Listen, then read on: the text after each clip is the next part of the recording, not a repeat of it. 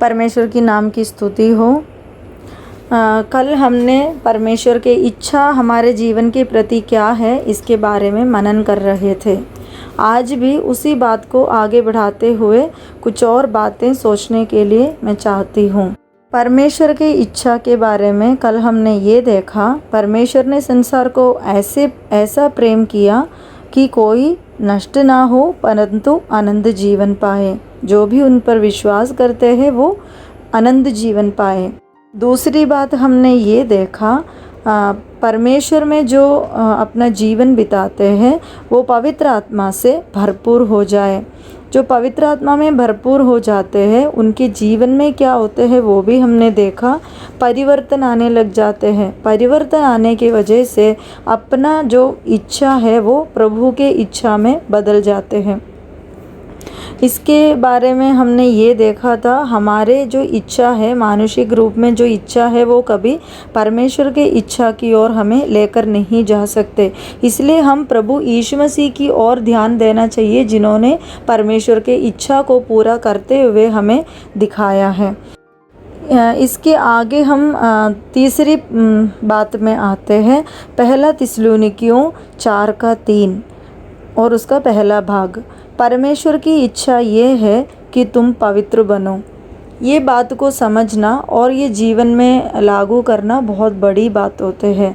हमारे जीवन में दिन ब दिन के जो जीवन में गलतियां आ जाते हैं, लेकिन हम इस गलतियों को कैसे समझते हैं और प्रभु के सामने अपने आप को कैसे समर्पण करते हैं, इसको लेकर हमें सोचने की ज़रूरत है।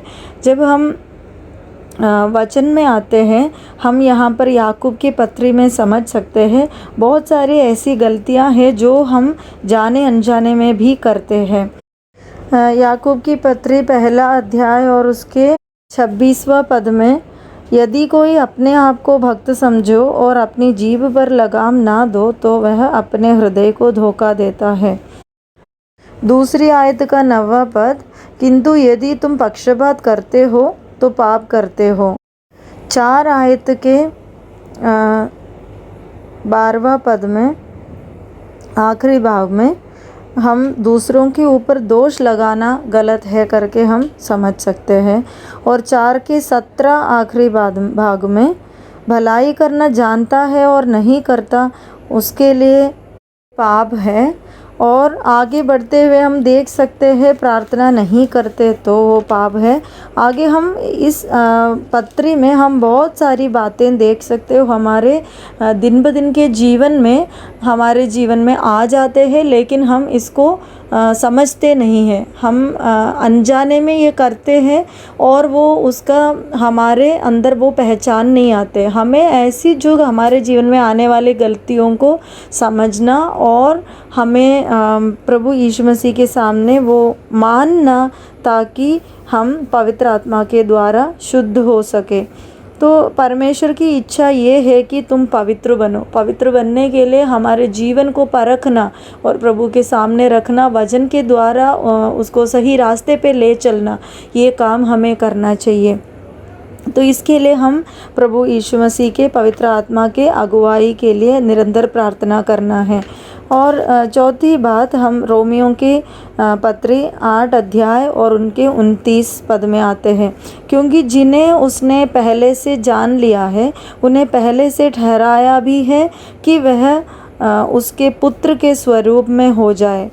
अभी तक जो परमेश्वर के इच्छा के लिए हमने जो भी बातें देखा है उसमें पवित्र आत्मा में भरपूर हो जाए और हमारे जीवन में परिवर्तन आए और प्रभु यीशु मसीह को अपना नमूना बनाकर उनकी ओर देखते हुए अपने जीवन को आगे बढ़ाए और हम पवित्रता में जीवन बिताए।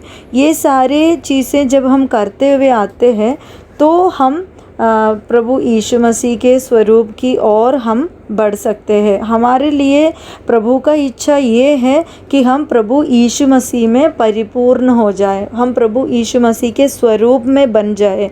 ये हमारे जीवन का बहुत बड़ा एक लक्ष्य है, लेकिन उसको पाना बहुत मुश्किल भी है। तो हमें पूरी तरह परमेश्वर में अपना भरोसा रखना है, उनके वचन में भरोसा रखना है, अपने आप को परखना है ताकि हम परिपूर्ण हो जाए और प्रभु यीशु मसीह के स्वरूप में बन जाए। आखिरी में थिस्सलुनीकियों के 5वां अध्याय और उसके 18 पद में ये लिखा है, हर एक परिस्थिति में धन्यवाद करो क्योंकि तुम्हारे लिए मसीह यीशु में परमेश्वर का यही इच्छा है। तो हम देख सकते हैं हमारे जीवन के प्रति प्रभु यीशु मसीह और पिता परमेश्वर यही चाहते हैं, धन्यवाद के साथ हम अपने जीवन को आगे बढ़ाएं। तो प्रभु हमें सहायता करे, अपने आप को प्रभु के हाथ में सौंपते हुए, हमारी गलतियों को परख कर देख कर प्रभु के वचन के सामने अपने आप को समर्पण करते हुए, जीवन में परिवर्तन लाए हुए हम अपने जीवन को आगे बढ़ा सके। परमेश्वर हम सबको सहायता करे। प्रभु के नाम की महिमा हो।